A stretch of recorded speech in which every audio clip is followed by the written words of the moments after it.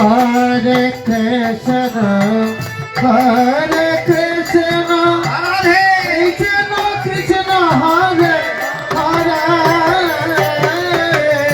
Hare Rama, Hare Rama, Rama Rama, Hare Hare, Hare Krishna. উচ্চ স্বরে হরিনাম করেন।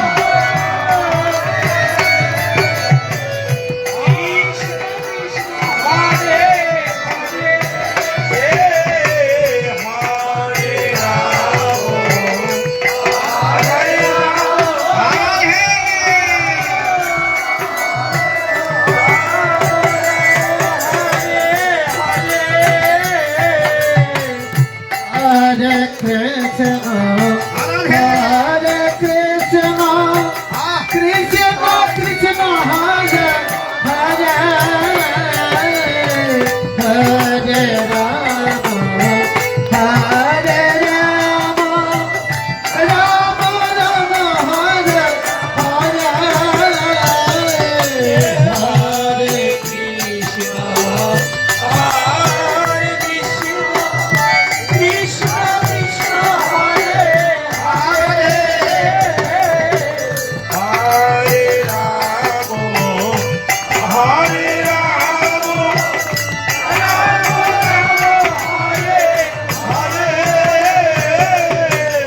আজ আমার মহাপ্রভু হরিনাম করছেন দুই বাহু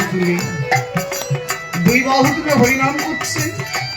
ওই যে ভগবানে বলেছিলেন নারদকে, নারদ এ জগতে কোনো দেবতার ছবি থাকবে কিনা জানি না, এ দেবতা তুমি থাকবে কিনা তাও জানি না, কিন্তু প্রতিটা ঘরে ঘরে, নগরে নগরে, প্রতিটা বাড়িতে বাড়িতে রাধা কৃষ্ণ দুই মিলিত দেহ, সেই রাধা রানী আমার বামে থাকবে, প্রতিটা ঘরে ঘরে সেই রাধা ভাব নিয়ে পুজো করবে। কোন দেবতা পাবে কিনা জানি না, ওই রাধা রানীকে সেইভাবে গৌর হরি, সেইভাবে ভাবিত গৌর হরি আমার দুই বাহু তুলে হরিনাম করছে।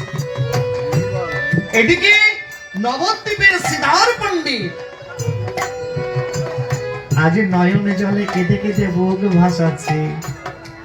নবদ্বীপের মাটিতে নয়, নবদ্বীপের বাজারে শ্রীধর বাবু দুটো আলু, দুটো পটল, দুটো কাঁচকলা নিয়ে বাজারে বসে আছে। বাজারে যখন বসে আছেন,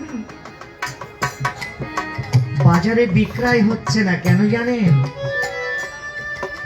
যে 1 কেজি মানে 1 কিলো আলু নিয়ে বসে বাজারে বিক্রয় করবার জন্য, আর একজন 1 মণ আলু নিয়ে বসে আছে।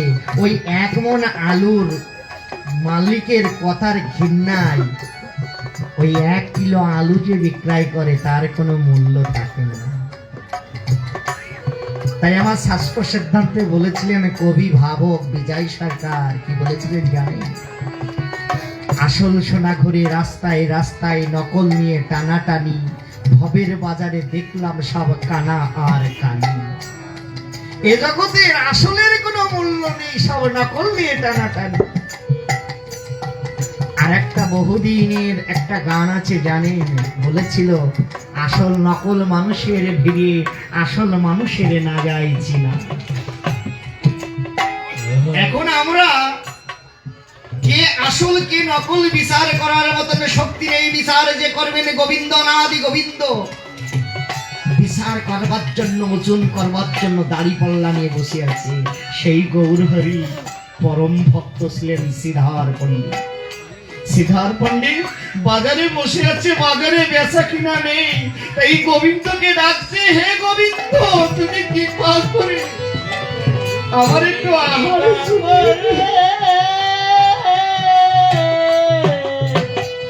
তুমি আমার একটু আহার চুটিয়ে দাও। এদিকে মহাপ্রভু হরিনাম করছে, মহাপ্রভুর কণ্ঠ দ্বারা ভক্তের ডাক পৌঁছে গিয়েছে। বললাম না সেই গোলক ধাম থেকে যদি ভক্তকে উদ্ধার করতে ভগবান আসে, তাহলে বৃন্দাবন ছেড়েও ভগবান ভক্তকে উদ্ধার করতে আসে। তাই ভগবান কর্ণেতে শ্রবণে করা মাত্র হরিনাম না করে নিত্যানন্দকে বলছে, নিত্যানন্দ তুমি হরিনাম করে ভক্ত সঙ্গে আমার ভক্তের সেবার জন্য আমার বাজার করতে যেতে হবে। মহাপ্রভু থলেটা হাতে করে নিয়ে নবদ্বীপের বাজারে এদিক ওদিক তাকিয়ে দেখছে কোথায় সেই ভক্ত আমাকে ডাকছে। কিন্তু শ্রীধর পণ্ডিত আমার হাতের উপরে মাথাটা নিয়ে ঝরে নয়নে জলে ঝরে যাচ্ছে। গোবিন্দকে ডাকছে, গোবিন্দ মা তুমি একবার কৃপা করো হে বনমালী, একবার কৃপা করো ঠাকুর, একবার কৃপা করো। কোথায় সত্যের ভগবান শ্রীহরি গদা পদ্ম শঙ্খ চক্র চতুর্ভুজ নারায়ণ, তুমি একবার কৃপা করো। ঠিক সে মুহূর্ত থেকে মহাপ্রভু এসে বলছে, শ্রীধর বলছে প্রভু কে? বলছে আমি নবদ্বীপে জগন্নাথ মিশ্রের পুত্র,